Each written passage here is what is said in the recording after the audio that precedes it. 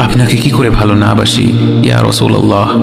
যখন আপনি আমাকে ভালোবেসেছেন সেই 1400 বছর আগে, যখন আপনি আমাকে মিস করতেন, আশা করতেন যেন আমার সাথে দেখা করতে পারেন, অথচ তখনও আমি জন্মই হইনি। সেদিন সাহাবীরা আপনার চোখে পানি দেখে বলল, ইয়া রাসূলুল্লাহ, আপনি কাঁদছেন কেন?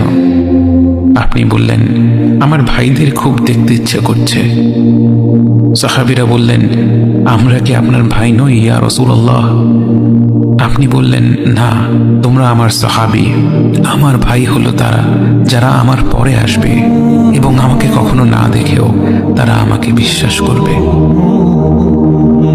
মৃত্যু শয্যায় শুয়ে আপনার অন্তরে এই চিন্তা ছিল যে আমাদের পরিণতি কি হবে। উম্মতি উম্মতি বলতে বলতে আপনি আপনার রবের নিকট ফিরে গিয়েছেন। আজ আমরা আপনার উম্মতের অংশ। বিশ্বজুড়ে আপাত দৃষ্টিতে আমরা হচ্ছি সবচেয়ে অপদস্থ, নিরুপায়, পরাজিত, লাঞ্ছিত, অথচ বাস্তবে আপনার উম্মতের অংশ হওয়া যে গোটা বিশ্বের সব সম্পদ পাওয়ার চেয়েও মূল্যবান ব্যাপার। আজ আমার মনে যত আশা, যত আকাঙ্ক্ষা, যত স্বপ্ন, যত চাহিদা, সব কিছু পেয়ে গেলেও নিজেকে এতটা সৌভাগ্যবান মনে করতাম না যতটা মনে হয় আজ আপনার উম্মতের একজন হতে পেরে।